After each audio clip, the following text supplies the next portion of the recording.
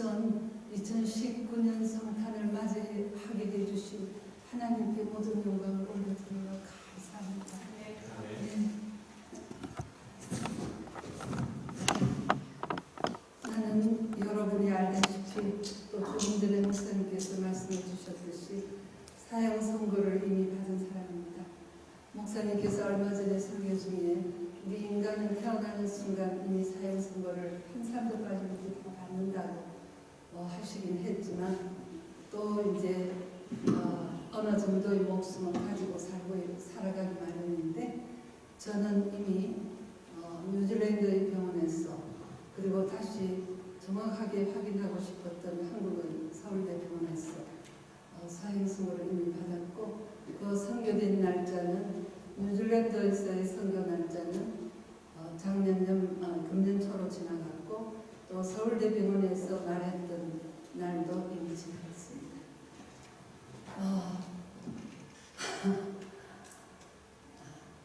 그래서 그 죽기 전에 남은 날 동안 내가 받은 하나님의 극진한 사랑을 정언하며 간증하며 살아야 되겠다는 사실 적어서 다 듣는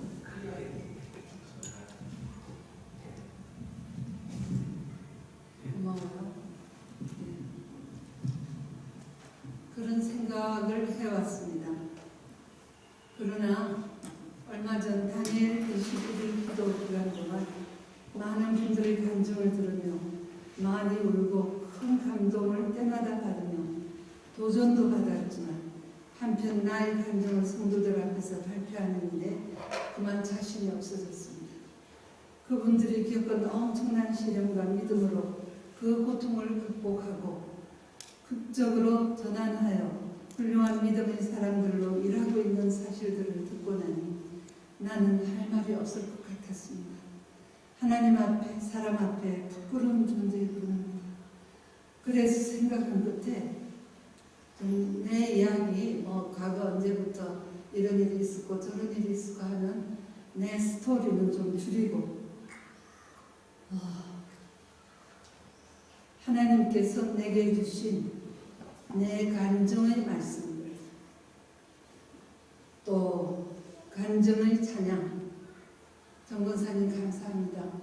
제가 간증 전에 찬양 하나를 내 간증의 찬양을 부르고 하고 싶었는데 나는 목소리가 그렇게 할 수 없어서 권사님께 이 찬양을 말씀드리고 해달라고 부탁했습니다. 얼마 전 어떤 모임에서 디도께서 나를 생각하며 이 찬양을 선택하여 우리에게 가르쳐줄 때 그때 이 찬양을 배우면서 나를 위시하여 그 모든 모임분들이 눈물을 흘리며 이 찬양을 배웠습니다. 그것이 결국 권사님에게는 해당되는 가사이겠습니까? 우리 모두에게 해당되는 가사입니다 하면서 함께 눈물 흘리며 배웠던 찬송입니다. 오늘 너무 은혜롭게 불러줘서 너무 감사합니다. 그래서 그런 찬송의 가사 또 내가 읽은 어떤 책에서 읽은 내 마음속에 남아있는 일화들 그런 것으로 간증을 하겠습니다. 나의 부족을 고백하는 간증이기를 원합니다. 내가 신앙생활 잘하고 있다는 말은 정말 할 수가 없습니다. 그리고 또 한 가지 자신 없는 나를 이 자리에 서게 한 것은 지난 14년 동안 몸담았던 내가 사랑했던 이 새노래 교회와 교우들에게 내 마지막 유언을 할 기회라는 생각이 문득 들어 용기를 내었습니다. 혹시라도 내 신앙을 자랑하는 것이 아니기를 다시 한번 또 조심합니다. 내가 만 60이 되었을 때, 지난 내가 60살 되었을 때 하나님께서 욥기 14장 7, 8, 9절 말씀을 주셨습니다. 그래서 60이 되자 나는 세상에서도 60은 일순이라고 하면서 이제 뒤로 물러날 때라고 하는데 교회 안에서 내가 60 넘어가지고 지금까지 하던 것처럼 하면 후배들에게 이제 일할 기회를 빼앗고 또 덕이 안 될 수 있겠다 싶어서 교회도 여러 가지 나는 이제 60이 되었어요. 뒤로 차차 물러가겠습니다. 이렇게 말씀드렸고 저 목사님한테도 새누리교회 와서 목사님한테도 그런 말씀 드린 적이 있습니다. 그렇게 하는데 그래서 조금은 벌써 어떻게 그렇게 60년이 빨리 지나갔나. 이제 나는 꺾일 때가 되었고 물러설 때가 되었구나. 내가 한 것이 무엇인가 하고 좀 약간 낙심하는 마음이 들어있을 때 이 말씀을 어느 날 주셨습니다. 나무는 소망이 있나니 찍힐지라도 다시 움이 나서 연한 가지가 끊이지 아니하며 그 뿌리가 늙고 줄기가 흙에서 죽을지라도 물 기운에 움이 돋고 가지가 발하여 새로 심은 것과 같거니와 하는 이 말씀이라서 내가 이 욥 14장 7, 8구는 컴퓨터라든지 뭐 어디에 어떤 그 비밀번호 넣을 때 오랫동안 넣기도 했던 구절입니다. 즉 나의 육신은 너무나 늙었고 다른 사람보다 병치를 많이 한 사람입니다. 더 많이 빨리 늙었고 힘이 없고 그렇지만 내 육신은 후패하나 성령의 기운을 받아 물 기운에 움이 돋는다는 그 물 기운이 성령 아니겠습니까? 우리가 성령의 능력을 받으면 힘을 얻어 그렇게 된다는 말씀 아니겠습니까? 그래서 성령의 기운을 받아 내 영혼은 힘을 얻어 새 가지를 내며 살아갈 수 있다는 소망으로 살았습니다. 또 최근에 하나님께서 나에게 주신 말씀이 또 하나 아주 여러 말씀들을 중간중간 주셔서 그것을 암송하며 매일 암송하면서 살지만 또 최근에 또 한 말씀을 주셨어요. 내가 간구하는 날에 주께서 응답하시고 내 영혼에 힘을 더하사 나로 강하게 하셨나이다 하는 시편의 말씀입니다. 이 말씀을 또 나에게 주시더라고요. 지금 나는 오늘 죽을지 내일 죽을지 1년이 아니라 알 수 없는 그런 상태에 놓여 있습니다. 점점 기운은 떨어지고 몸은 점점 말라가며 식욕은 점점 떨어져가고 있습니다. 그런 나에게 내 영혼에 힘을 더하사 나로 강하게 하셨나요? 그래서 그것이 지금 나의 간증이 됩니다.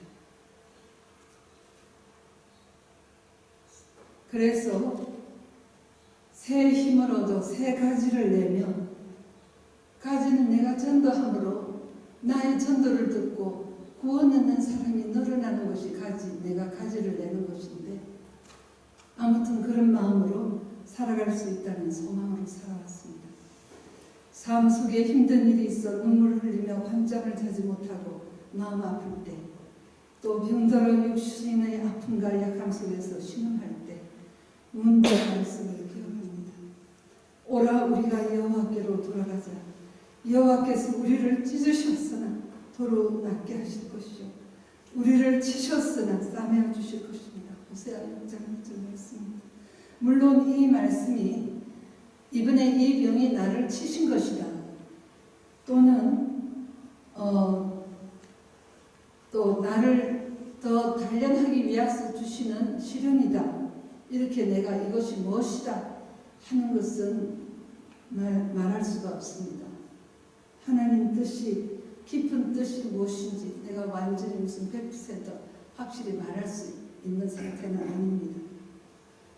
그러나 아무튼 여호와께서 나를 찢으셨을지라도 나에게 고통을 주실지라도 나에게 병의 시련을 주실지라도 그러나 나를 다시 낫게 하실 것을 믿으면서 여호와께로만 돌아가고 싶은 마음입니다. 그리고 나를 순도 100%의 정금같이 나오지 못했기 때문에 이렇게 오래 신앙생활을 했는데도 그렇지 못했기 때문에 하나님께서 그 나머지 이 재련을 통하여 나를 순도 100%의 정금같이 나오리라 욥기 말씀 여러분 다 아시잖아요. 그렇게 되기 위해서 이것을 주셨는가 이런 생각도 해봅니다. 그리고 최근 몇 년 전부터 내 마음속에 소원을 주셨습니다. 내가 여호와께 바라는 한 가지 일, 그것을 구하리니 곧 내가 내 평생에 여호와의 집에 살면서 여호와의 아름다움을 바라보고 그의 성전에서 사모하는 것이다. 시편 27편 3편. 몇 년 전부터 이러한 생각이 내 마음을 가득 메우면서 성전을 사모하고 있습니다. 그러나 우리의 새누리교회의 형편은 내가 매일 성전에서 기도하며 금식하며 지낼 수 있는 환경을 누리지 못하고 있습니다. 그런 가운데 2018년 작년 1월 신방시에 우리 집에 오셔서 목사님께서 그 작년 한 해의 말씀으로 주신 말씀이 바로 이 말씀이었어. 목사님도 기억하실 것입니다. 내가 생각해는 바로 그 말씀을 작년에 주시고요. 내가 왈칵 눈물이 나더랬습니다. 그리고 나는 또 오랫동안 신약 성경에 나오는 시몬과 안나, 예수님이 나실 것을 알고 그 아기 예수님을 기다린 시몬과 안나, 그 중에 안나 선지자는 여성이니까 그 안나 선지자를 사모했습니다. 여러분 다 성경 속에서 아시잖아요. 이분은 결혼 생활을 얼마나 하고 가운데 너무나 오랜 기간 혼자 산 사람으로 그저 성전을 떠나지 아니하고 메시아 오실 것을 기다리다가 아기 예수님 오실 때가 되었구나를 알고 그 아기 예수님 만나기를 소원하다가 만난 분입니다. 저는 이분을 너무 사모하는 마음으로 늘 좋아했습니다. 나 또한 수십 년을 혼자 살아온 사람입니다. 그래서 세상 사람들은 나를 향해 참 고적하고 기구한 운명의 사람이라고 할 것입니다. 그러나 시편 73편 25절 말씀을 암송하며 늘 힘을 얻으며 살아갑니다. 하늘에 쓰는 주 외에 누가 있으리요 땅에 쓰는 주밖에 나의 사모할 자 없나이다. 이것을 늘 이기며 그 고적함을 잊은 채 살아왔습니다. 시편 73편 25절 말씀입니다. 그 다음 그러다가 이번에 또 육신 또한 큰 병에 걸린 것이 내 생애를 통하여 이것이 처음이 아닙니다. 세 번째 큰 병입니다. 첫 번째는 40대 유방암으로 서울대학병원에서 수술받았습니다. 그 다음 두 번째는 60대에 선교지에 가서 이제 좀 남은 생에 더 적극적으로 선교지에 자주 가서 선교 활동을 하리라 마음먹고 네팔에 가서 6개월을 선교 활동을 했습니다. 그렇게 하고 돌아와서 잠깐 서울에서 쉬고 있는데 어느 날 밤에 극심한 고통을, 여자는 다 겪는 아기 낳는 해산의 고통은 말도 아닙니다. 해산의 고통은 잠시 몇 시간 고통하고 끝납니다. 근데 밤새도록 한잠도 잘 수 없는 극심한 고통으로 허리가 젖주가 않았어요. 그래서 병원에 갔더니 어떻게 이 상태인데 왜 이제 오셨어요? 집안에서 누워만 계셨습니까? 아닙니다. 네팔에 가서 6개월이나 있다 가서 네? 의사가 깜짝 놀라요. 정말 참 기적이네. 뼈 상태가 옛날에 이것은 시초는 내가 30대에 벌써 나에게는 디스크가 있다는 걸 알았습니다.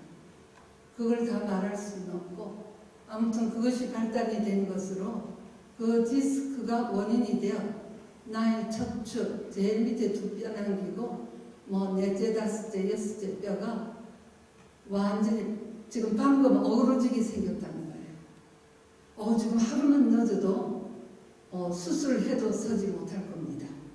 그래서 그 병원에서도 이거 한 번만 들어서는 안 되겠다고 우리 아이가 아는 친구가 의사로 있는 인하대 부속병원으로 갔습니다.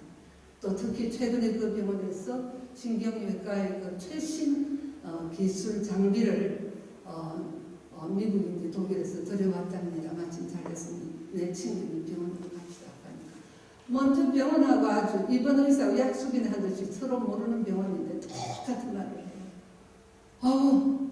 수술해도 서지 못할 뻔했습니다. 어서 이 사람 수술 준비시키라고 바로 저기로 들어갔는데 에머전시로 들어갔는데 수술 준비시키라면서 그날 밤에 수술을 받고 65세 수술을 받고 지금까지 서서 있습니다. 최근에 내가 재발된 것은 재발이 아니라 그 수술한 바로 밑에 있는 두 뼈, 등뼈의 제일 아래 두 뼈가 또 무너져 내렸기 때문에 아픈 것이고 지금 아프고 있습니다. 이런 고통 속에 있어도 아무튼 모든 것을 하나님께 맡기고 이번 이 수술은 뉴질랜드 의사가 나에게는 마침 당뇨가 없고 콜레스테롤도 중간이고 또 혈압도 정상이기 때문에 수술 못할 이유가 없습니다. 어서 속히 병원으로 입원하십시오. 그래서 우리는 뉴질랜드에서는 한국은 이런 환자 들어오면 바로 수술에 들어가지만 뉴질랜드에서는 키모테라피를 먼저 줘서 혹을 줄인 다음에 합니다 했어요. 그때 나에게 4월 달에 그 찍은 내시경 찍은 그 의사가 오라 해서 갔더니 사진을 다 보여줘요. 그러니까 내 눈에 꼭 탁구 공만한 것이 내 미소에 들었더라고요. 위에 옅혀진 똑 떨어진 것처럼 보였어요. 좀 상당히 크다고 하면서 오세훈이 상당히 크다면서 지금 말기라고 하면서 빨리 수술. 지금 이것만으로는 완전하지 않으니까 CT와 복강경 촬영이 있을 것이다. 근데 뉴질랜드는 다 그렇듯이 9월 달에 복강경 검사를 마지막으로 받았어요. 4군데, 5군데 구멍을 뚫어서 조직되고 카메라 넣어서 촬영하고 이렇게 하고 나서 우리 아이가 왔을 때 9월 초에 9월 4일에 나를 불러서 10월 4일에 나를 불러서 어수속히 수술팀이 짜여졌다. 자기가 수술 의사의 리더다 하시는 분이 빨리 병원으로 들어오라고 하셨어요. 그런데 내가 그 말을 듣고 아무 표정도 짓지 않고 다 끝까지 듣고서 나에게 시간을 좀 달라고 그 의사가 약간 놀라는 표정을 짓더니 얼마를 주면 좋겠느냐 해서 한 달을 달라. 나는 한 달 동안 기도하려고 한 달을 달라. 한 달 너무 길다고 하면서 그럼 2주 줄게. 그러더니 우리 딸과 여행하고 있는 중에 2주가 딱 되니까 정확하게 2주가 됐나? 나를 소개시킨 수술팀 간호사가 전화를 했더니 그래서 다녀갔습니다. 그 자리에서 의사가 왜 망설이느냐 하길래 제가 말했습니다. 저는 믿는 사람이다. 예수 믿는 사람이다. 우리의 생명은 하나님 손에 있지 않느냐. 그 다음 두 번째는 나는 이미 나이가 많다. 70대 후반 80을 가합니다.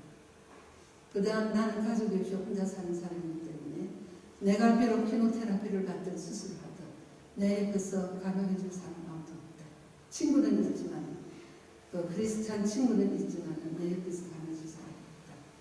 또 그리고 나는 과거에 2번 수술한 적도 있기 때문에 지금 이번에는 이 엄청난 수술을 하고 싶지 않다. 그렇게 하면 의사가 그냥 하더라고요. 그래서 하나님께 맡기기로 하고 완전히 수술을 거부하였습니다.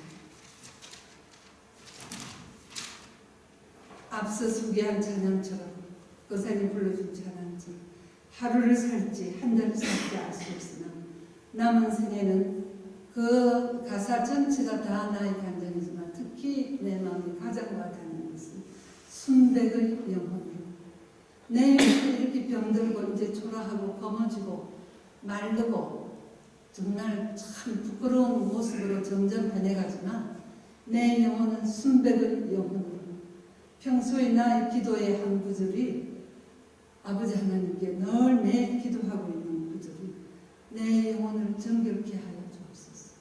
정결한 영혼으로 예수님 만나기를 소원합니다. 그 기도를 해왔는데 그 가사에 있더라고요. 순백의 영혼으로 사랑의 샘물 되어 감사하며 기도하며 주님 주신 은혜의 빚을 갚으며 살고 싶습니다. 찬양처럼 나의 남은 생에는 정직한 예배자로 하늘에 속한 자로 살고 싶습니다. 그런데 병이 난 후 사형선고를 받고 몸은 점점 기운이 없어지고 육신은 살이 빠져 말라가지만 나의 생활 패턴은 크게 달라진 점 없이 똑같은 생활을 하던 중이었습니다. 즉 아침 큐티, 성경 읽기, 예배 우리 교회의 모든 예배 참석, 찬양봉사, 레스톤 찬양봉사 하던 게 있었고, 기독교 절제 활동, 이건 늘 하면서 똑같은 삶을 살고 있었습니다. 그런 생활을 하던 중 작년 어느 날 성경을 읽다가, 매일 우리 믿는 자는 성경을 읽지 않아요. 그래서 1년에 작년까지 한 2번쯤 읽고 있었는데, 금년에는 한 번 읽다가 압축하면서 2번에서 조금 모자라게 이제 몇 점 남았습니다. 그 요한계시록 3장 15절 16절의 말씀이 내 마음을 찔렀습니다. 내가 네 행위를 아노니 네가 차지도 아니하고 뜨겁지도 아니하도다. 네가 차든지 뜨겁든지 하기를 원하노라. 내가 이같이 미지근하여 뜨겁지도 아니하고 차지도 아니하니 내 입에서 너를 토하여 버리리라. 내 입에서 너를 토하여 버리리라 하는 말씀이 내 가슴에 차서 내가 너를 토하여 버리리라 하는 말씀이 자꾸 떠오르는 거예요. 물론 이 말씀은 내가 받은 구원을 하나님이 취소한다는 말씀이 아닌 것은 우리 모두 잘 알고 있습니다. 그러나 하나님을 사랑하는 자가 어떻게 차가울 수 있습니까? 사랑은 뜨거운 것입니다.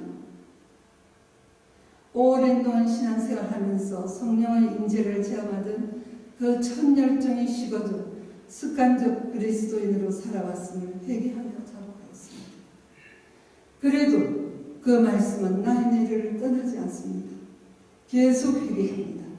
그리고 깨달은 것은 특히 성경 해설에 그 해설 성경 밑을 찾아서 읽어보니까 이렇게 되어 있습니다. 그 구절에 미온적 신앙을 말한다. 차지도 않고 뜨겁지도 않다는 것은 미온적 신앙을 말한다. 되지도 못하고 된 줄로 아는 이러한 과증한 태도는 자만과 교만으로 나타난다. 자기의 부족을 느끼고 신령한 은혜를 사모해야 하나 자신을 발견하지 못하는 영혼의 중병은 고치기 어렵다. 너무나 두렵고 바로 나를 향하여 하는 말씀입니다. 내가 열심히 교회 예배생활 하면서 성경도 읽고 하면서 나는 꽤 그래도 예수님 안 버리고 살고 있다고 믿고 신앙이 미미하고 전도받고 예수 믿는다고 하면서 너무나 소극적인 사람을 보면 안타까웠어요, 마음속으로. 그런데 이 말씀이 바로 나를 보고 하는 말씀이구나 하는 생각이 들었습니다. 참으로 부끄럽고 오직 자복하고 회개할 뿐입니다. 여러분은 차가운가요? 뜨거우신가요? 그리고 또 깨달은 것은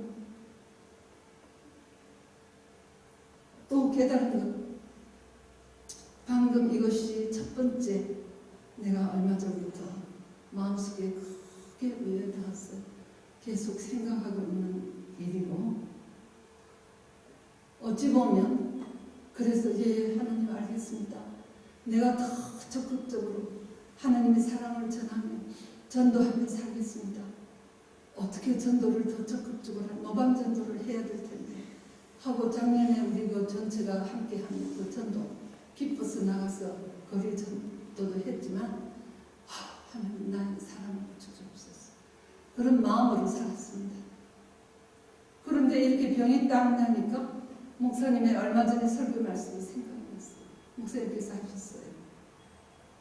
때를 얻었을 때 충성하고 봉사해야지 뒤로 밀어놓고 있다가 이제 좀 그거 좀 해야지 하면 이미 때가 늦다고 하셨어요.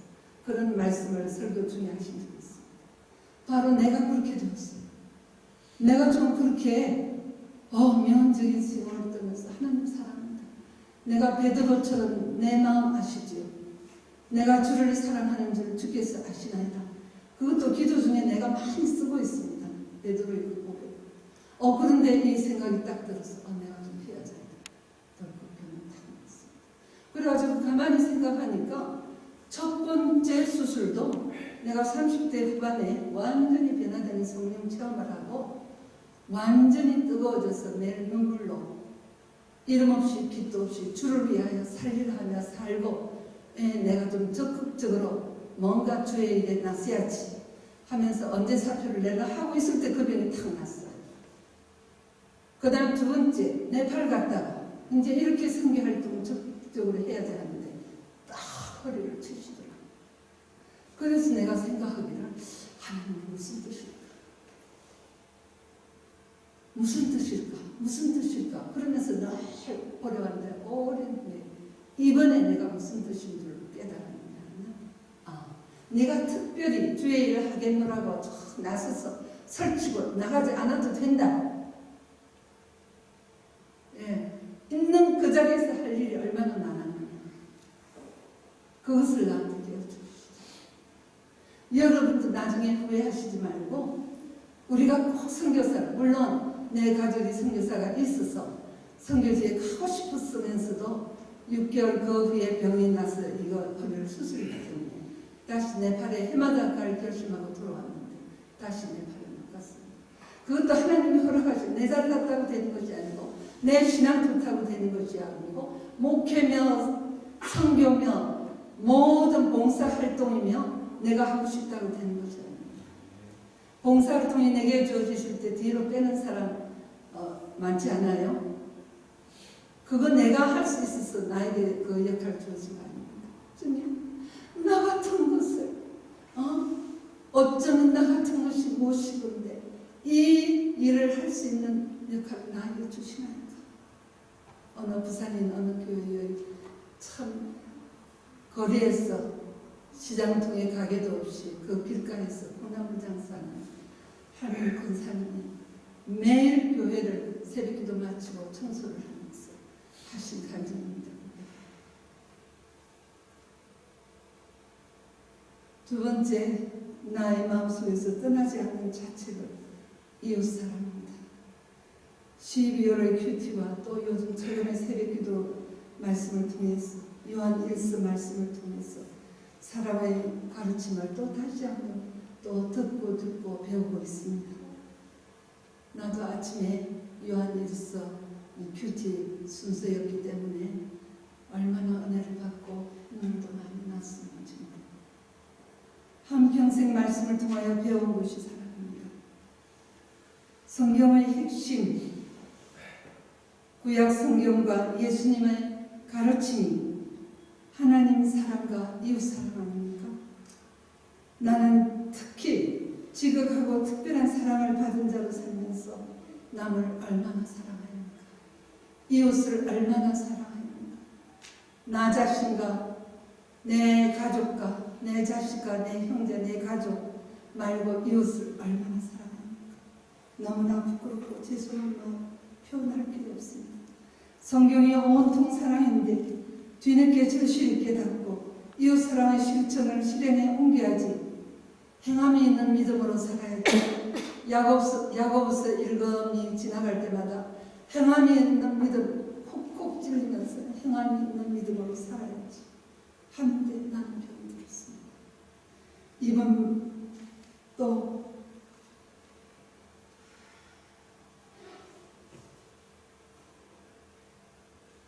그래서 우리가 실천하려고 생각하면 그것은 이미 늦다는 것을 나는 이번에 아까 말했듯이 이번에 절감하였습니다. 하물며 크리스천이 아닌 사람들도 아는 일입니다. 이기적으로 살 것이 아니라 남을 위하여 사는 것이 아름다운 삶이라고 다 말하고 있습니다. 나는 알면서 행함이 부족했음을 고백합니다. 그러면서 내가 참 옛날에 읽은 탈무드의 한 일화가 생각이 났습니다. 나는 책을 좋아하여 평생에 꽤 많은 책을 읽은 사람인데 탈무드는 한 몇 권 읽었습니다. 그런데 가장 최근에 어떤 교수께서 자신이 탈무드를 좀 연구해보고 싶어서 최근에 오랫동안 연구하면서 탈무드를 이제 공부했다고 합니다. 그러면서 그분 말씀이 이 오랜 기간을 통하여 탈무드가 무슨 책인지 여러분 대부분 아실 것입니다. 이스라엘 민족이 자기 자식을 가르치기 위해서 오랜 기간을 두고 랍비라든지 또 하는 그 오래된 자기들끼리 민간에서 전해 내려오는 교훈의 말씀을 모아놓은 책 아닙니까?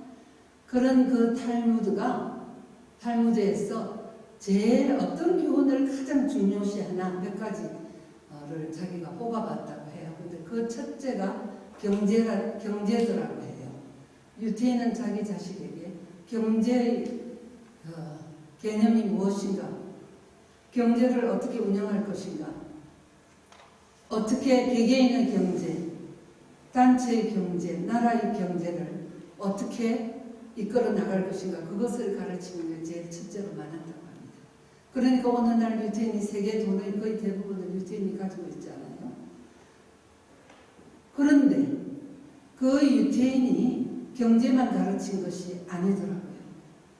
나는 몇 권의 책을 읽었기 때문에 많은 일화를 읽었지만 다 잊어버렸어요. 지금 하라고 그 중에 생각나는 것이 있습니까? 딱 하나예요.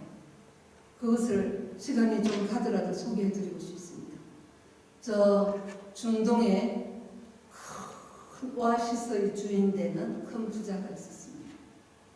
그 부자는 오아시스의 주인뿐 아니라 수많은 야자수와 수많은 약대와 낙타와 수많은 일하는 일꾼들과 하인들과 또 이분에게 뭔가 직업을 얻어보려고 멀리서 찾아와서 식격으로 있는 그 우리나라식으로 행당체에는 사람이 가득 차서 식객이 있고 또 오며 가며 여행 중에 대상들과 또 배가 고픈 여행자들을 끌려서 밥을 얻어먹고 가는 그런 엄청난 큰 대부호가 있었습니다.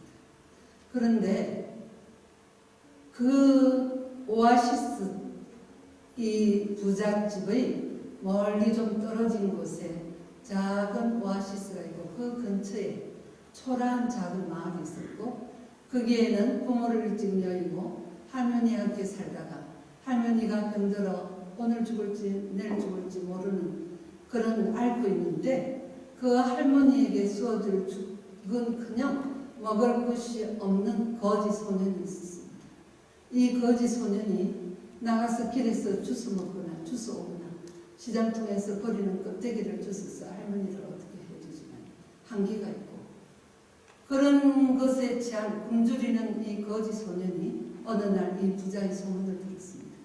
그 집에는 많은 식객과 드나드는 대상자가 있고 거지들이 얻어먹을 수 있다 소문을 듣고 내가 여기서 굶어 죽나 걸어가다가 굶주린 내가 걸어가다가 죽으나 가야겠다 싶어서 그 거지 남는 옷을 입고 걸어서 그 곳을 갔습니다.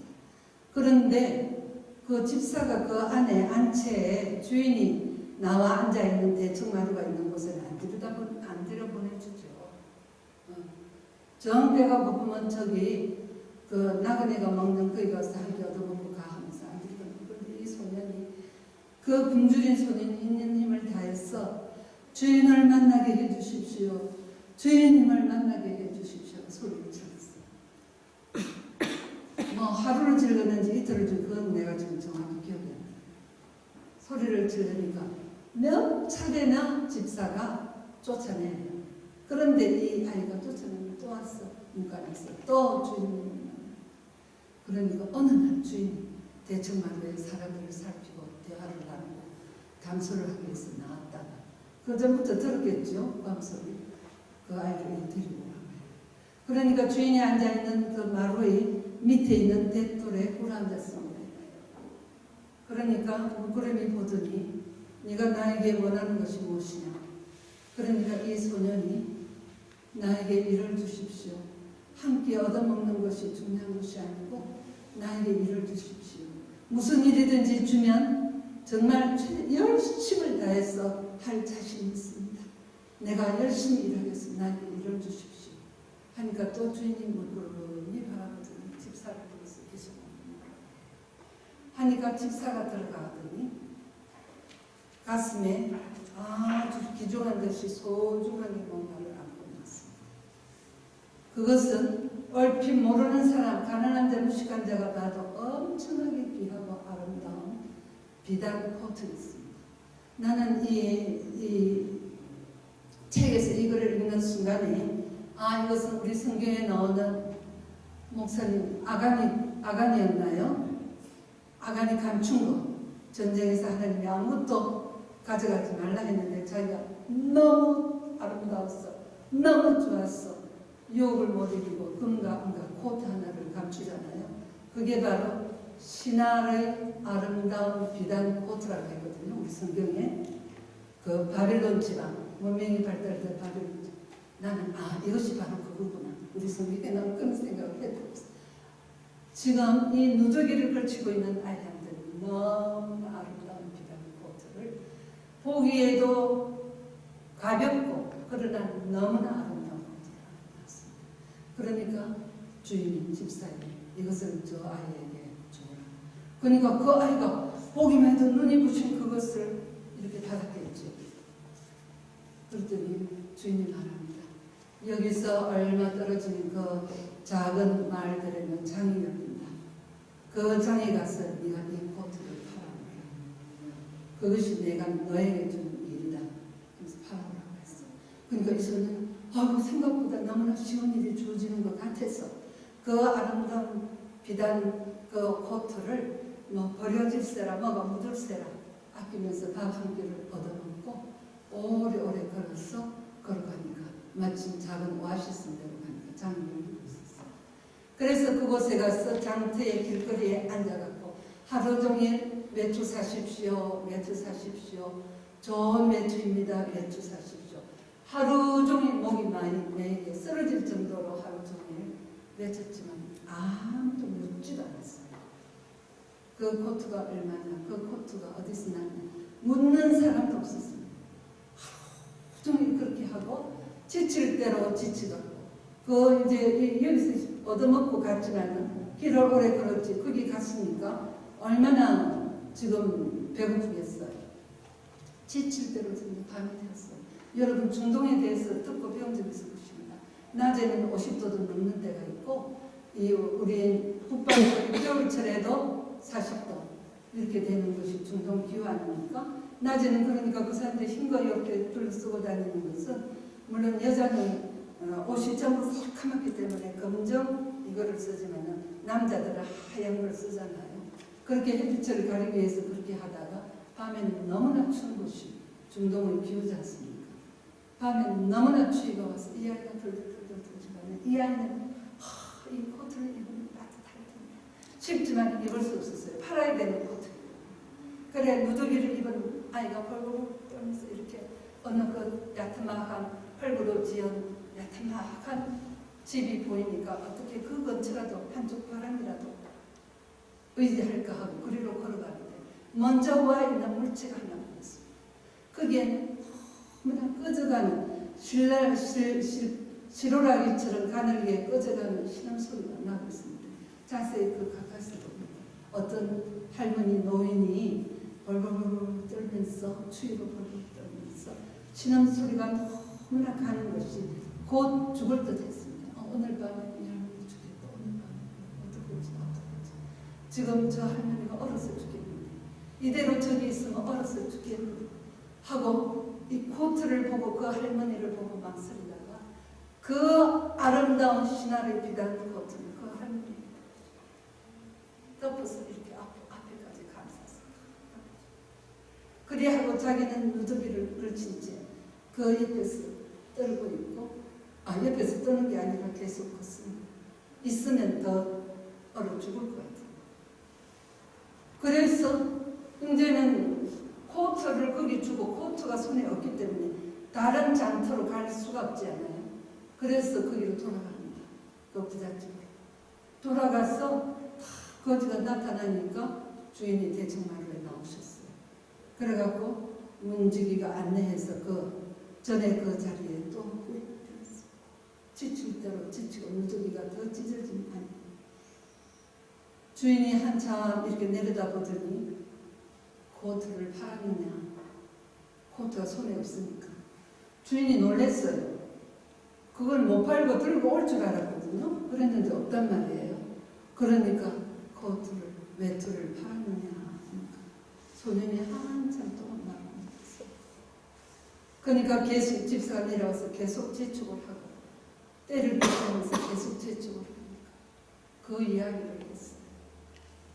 장터에서 팔지 못했는데 밤이 되어 너무나 추워서 떨리는데 할머니를 주고 갔어요. 그 할머니를 그냥 주었습니다. 불효령이 떨어질 줄 알았어요. 그랬는데 그 주인이 참 이 아이를 내려다보고 있더니 집사를 또 불러 저 아이에게 잠잘 거처와 밥을 주어라. 그 전에 먼저 씻겨주어라. 그리고 옷을 주어라. 그것이 그 이야기의 끝이에요. 그 뒷얘기는 말 안 해도 다 알겠잖아요. 하물며 이스라엘 민족은 예수를 인정하지 않고 있습니다. 알다시피.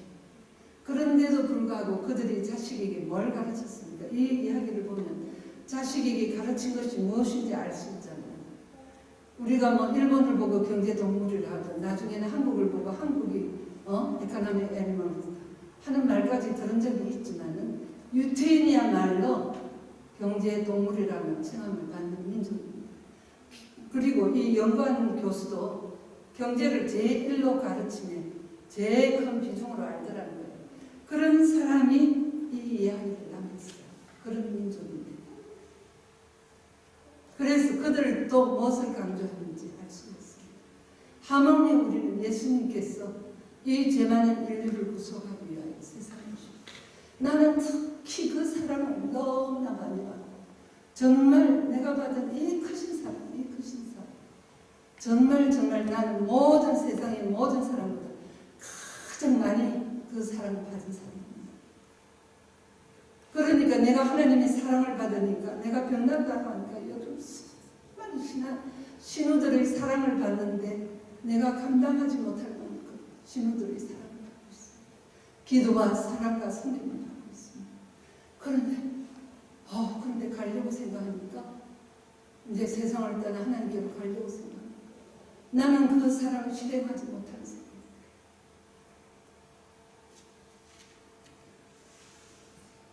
그 다음 세 번째, 하나님 앞에 풀지 못할 숙제가 또 하나 더 있습니다. 그것은 성전 봉헌입니다. 몇 년 전에 내가 신앙생활을 하면서 몇 년 전에 내 마음에 성전을 봉헌해야 한다 하는 마음이 탁 들어왔어요.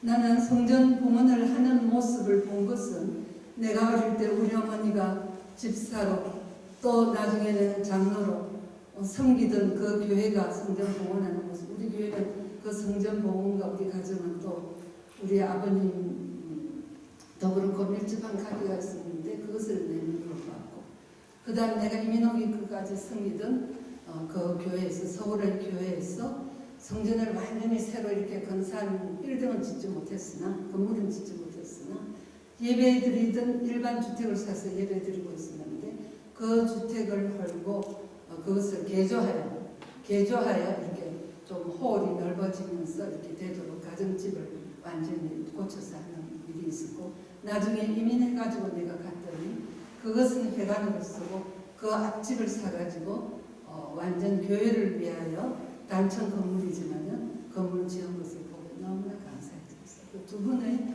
성전 건축한 경험이 있습니다.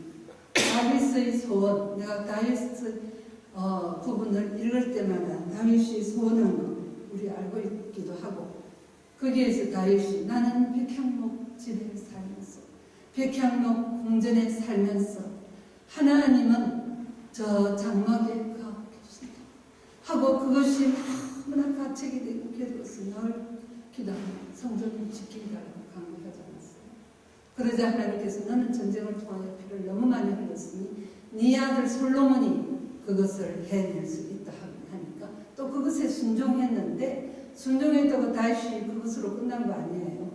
솔로몬에게 넘겨줄 때까지 거의 대부분의 건축 재료들을, 자재들을 모았습니다. 정성을 다하여 그것을 모았습니다. 성경에 있잖아요. 나중에 솔로몬이 좀 더 보완한 것이 있지만 거의 대부분은 다윗이 다 모아놓고 하나님 말씀대로 자기는 더 욕심 부리지 않고 아들에게 그 사명을 보냈어요. 그 축복을 보냈어요. 그런데 나는 우리 작은 새누리교회에 있으면서 몇 년 전에 가당찮게 내 마음속에 성전 봉헌에 대한 마음이 들었습니다. 그래서 너무너무 매일 기도하고 있습니다. 어느 날 몇 년 전에 목사님께서 우리도 앞으로 우리만의 성전을 가지도록 기도합시다. 그래 하면서 그때 저는 대강 10년 계획을 마음에 세우고 있습니다. 이러길래 예배 끝나고 나중에 목사님과 무료 기도했던가 언젠가 따로 목사님 10년이 넘었어요. 원하는 합시다. 내 마음에 있던 소원인데 목사님이 발표해 주셔서 내가 너무나 감사하고 기뻤습니다. 그런 말씀을 드렸어요. 저는 정말 나의 어머니가 여러 가지 봉사하고 충성, 우리 어머니도 단점도 있고 참 실수도 많았겠지요. 그러나 오직 하나님을 믿는 믿음, 그 다음에 오직 교회를 위하여 충성 봉사하는 것을 마지막 순간까지 변함이 없으셨던 분인데, 그 중에 이 노인들을 신방하고 노인들을 우리 집에서 늘 대접하는 거 이런 거 다 빼고요. 성전을 건축할 때 돈이 없었기 때문에 우리 목사님께서 우리 아버지 집에 찾아서 우리 아버지에게 돈을 빌려달라고까지 했습니다.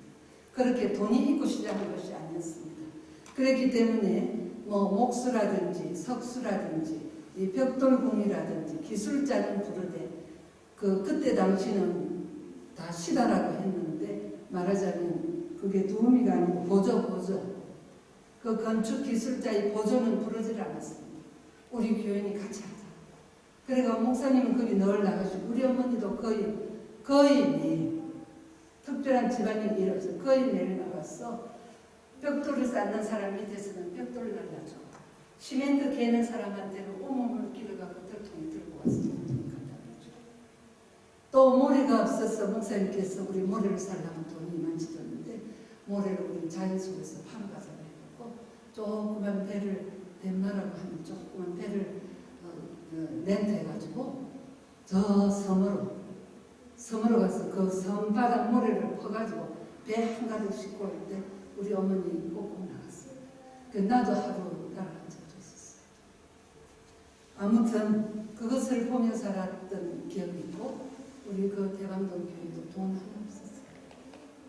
매월 이 나라에서 나는 몇 가지 자랑은 아니고 너무 작은 돈이라 자랑할 건 없고 이렇게 여러 기관에 5불 한 대도 있었고 10불 한 대도 있었고 20불 한 대도 있었고 한 달에 5불, 한 달에 10불, 한 달에 20불 지금도 하는 데가 있습니다.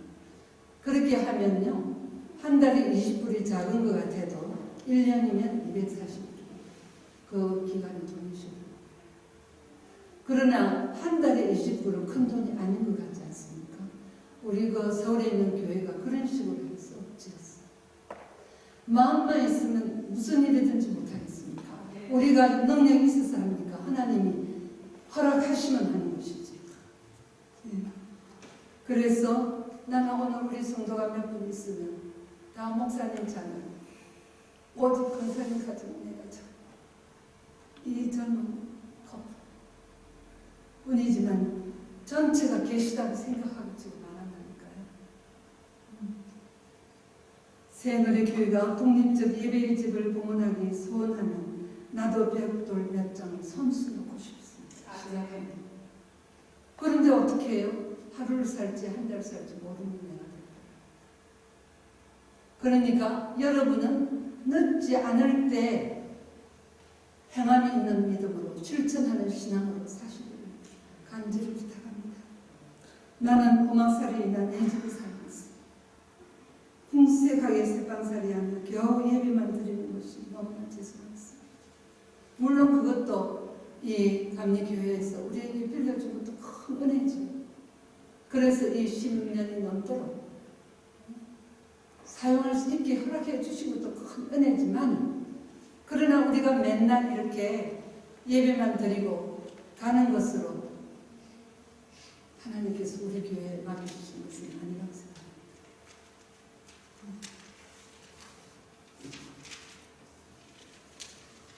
나는 그렇게 생각합니다. 교회가 교회의 사명을 감당하기 위해서는 자체의 교회당이 있어야 합니다.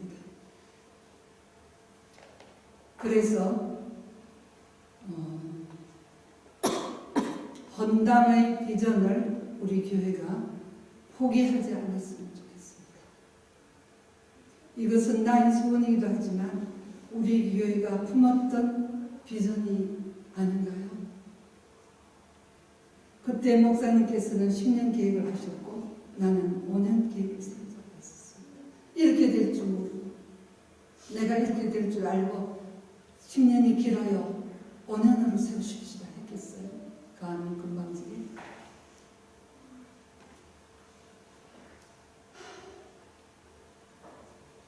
우리 부모님처럼 나 또한 손수벽돌을 가서 건축 현장에 가서 묻지 못한다 하더라도 여러분이 그 일을 해내리라 믿습니다.